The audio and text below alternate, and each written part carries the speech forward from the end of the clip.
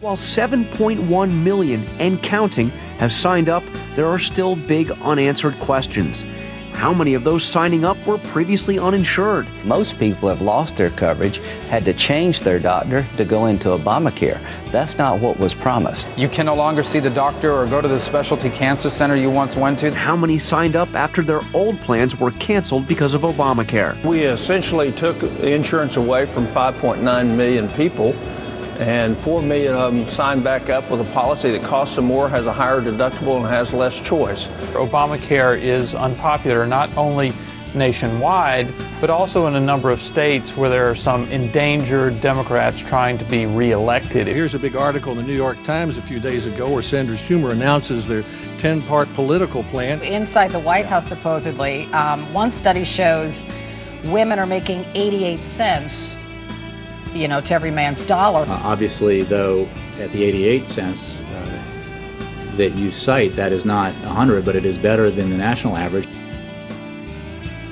Now, come on, this question, really? Yeah, exactly, and this question that you raised, Carol, goes to a very real political problem for this White House. They're trying to move on to other topics here with the midterms coming up and talking about these women's issues, but yet here they have a rollout of an issue of equal pay. It didn't quite work out the way they had intended.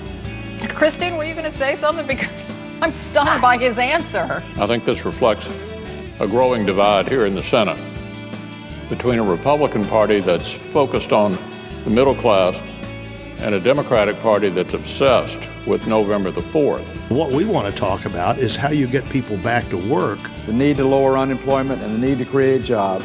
All problems are easier to solve if you have strong economic growth. Some disappointing jobs numbers as the struggle to put Americans back to work continues. The least we ought to do is make it easier to find a job. Address the underlying cause of chronic high unemployment instead of just treating the symptom, which is what the Democrats always want to do. Let's make sure those who want to work are learning the skills they need to succeed. One of the critical things that we need to be looking to is what are we actually doing from a policy perspective to advance jobs in this country. Repeal the Obamacare tax on medical devices. Trade Promotion Authority. Approving the Keystone XL pipeline. Build the Keystone Pipeline. This really is about solving the problem, which means let's get people back to work.